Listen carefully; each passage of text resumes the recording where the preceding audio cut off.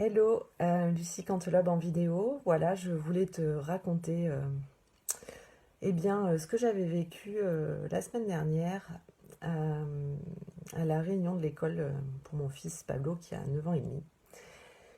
Donc il est dans une école privée qui fait les cours plutôt classiques le matin et l'après-midi ils font des ateliers. Donc ça peut être atelier bois, chorale, programmation informatique, soins aux animaux, potager, yoga, projet art, etc.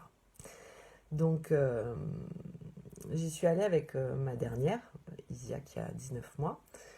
Et dans un premier temps, il rassemble tous les parents donc de CM1, CM2 pour faire passer des informations générales. Donc c'était de l'ordre de l'école ouvre à 8h50, il faut être à l'heure le matin, avant 9h. À 9h, il faut avoir le stylo à la main.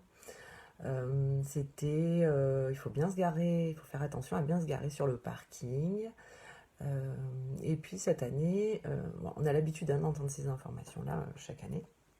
Et puis cette année, il y avait aussi le projet lecture et où en fait il était vivement recommandé et c'était pas dit comme ça. Il disait plutôt la directrice qu'il faut absolument inscrire vos enfants à la bibliothèque municipale, c'est hyper important. Et puis il faut arrêter qu'ils regardent les écrans.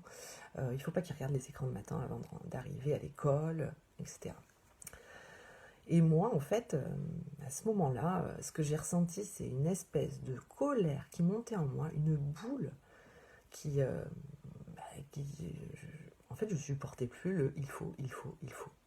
C'était, mais vraiment, de l'ordre de l'insupportable pour moi, si bien que en fait, Isia était là et commençait à jouer et puis faire un peu de bruit que du coup, je me suis dit, bon, moi j'ai plus envie d'entendre ça, donc je sors.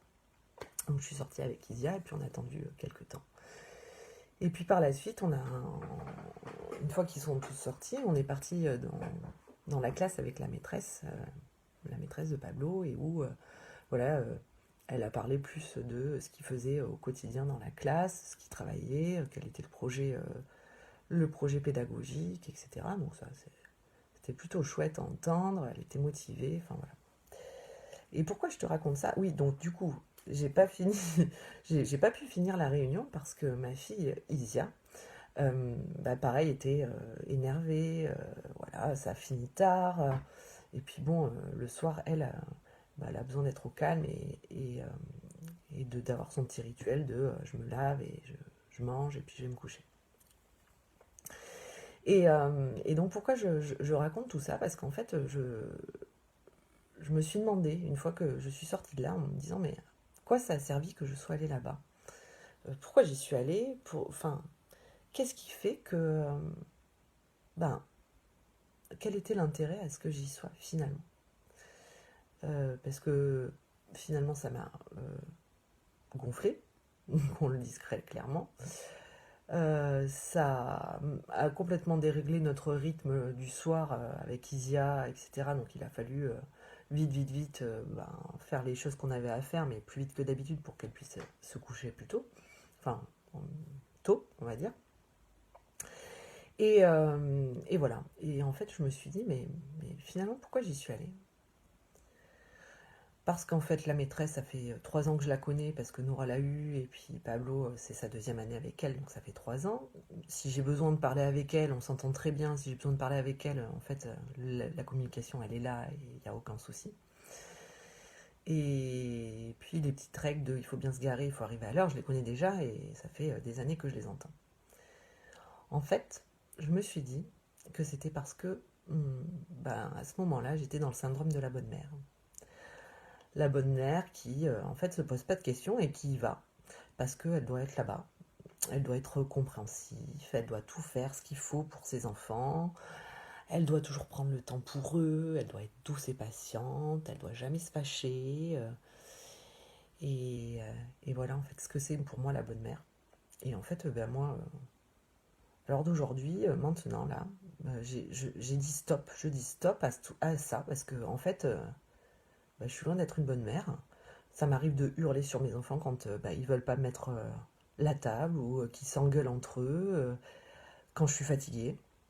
Ça m'arrive de les coller devant la télé pour être tranquille et pour avoir du temps pour moi ou pour le passer avec mon compagnon. Ça m'arrive d'être en retard à l'école parce que j'ai pas envie de me presser le matin. Ça m'arrive de mal me garer sur le parking et en fait, je, ça m'est égal quoi. Enfin, ça m'arrive et c'est ok. Et en fait, j'ai compris que j'aurais jamais dû y aller si je m'étais écoutée vraiment et si je m'étais posé la question avant. En fait, j'aurais jamais dû y aller à cette réunion parce que je savais que j'avais Isia, parce que je savais que je connaissais un peu ce qui allait se dire et que j'aurais pu très bien reprendre avec la maîtresse plus tard ou même demander à des mamans avec qui je suis en contact de me faire un topo. Et en fait, je me suis pas posé cette question-là parce que j'y suis allée pour en fait représenter la bonne mère que je suis. Eh bien moi, j'en ai marre d'être une Wonder Mum et, et maintenant j'ai décidé que je me respectais. Et, et j'arrive à me respecter dans certains moments, parce que quand j'ai pas envie de me presser le matin, je me presse pas, et puis on y est quand même, et on arrive quand même à être à l'heure, même si des fois on a des loupés, et c'est ok. Euh, et ça, je vois mon avancée par rapport à ça. Il y a des années de ça, j'aurais jamais supporté ne pas arriver à l'heure, ou faire louper une journée de classe à mes enfants parce que il y a tel ou tel truc à faire, parce qu'on a envie d'aller voir telle ou telle personne, etc. Et du coup, en fait, je me rends compte que plus j'écoute ben, mes envies, mes désirs, qui je suis, plus j'écoute en fait ces côtés de moi aussi qui peut comment dire être loin d'être dans la douceur et qui peuvent où je peux hurler, etc. En fait, ça permet de me dire bon, ok, c'est sorti, et en fait, ça dure moins longtemps et c'est plutôt chouette finalement. Et je suis plutôt maintenant ok avec ça. Et je me vois faire, je m'observe à faire ça et, et j'accueille finalement l'émotion qui passe. Et je me dis que au final, il y en a des crises, il y en a de moins en moins souvent.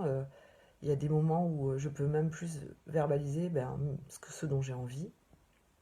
Et pour mes enfants, c'est plutôt ok. Et en fait, on passe de bons moments ensemble. Voilà. Et c'est chouette de vivre ça et de s'en rendre compte, de le conscientiser pour éviter finalement de subir les réunions auxquelles tu n'as pas envie d'aller, ou subir ta vie, ou subir des choses que tu n'as pas envie de vivre. Voilà, donc moi je voulais vous partager ça avec authenticité et vulnérabilité, parce que je pense que ça nous arrive à toutes de vivre ce genre de choses. Écoute, si toi aussi ça te parle, et si toi tu as envie de me partager la Wonder Mum ou la non Wonder Mum que tu es, n'hésite pas, ça me fera plaisir de te lire en dessous de cette vidéo. Euh, si tu as besoin ou envie d'être accompagné par moi dans mes coachings, c'est avec plaisir que tu peux me contacter en message privé. Je me ferai un plaisir de te répondre. Eh bien écoute, en tout cas, je te souhaite une belle journée et je te dis à bientôt.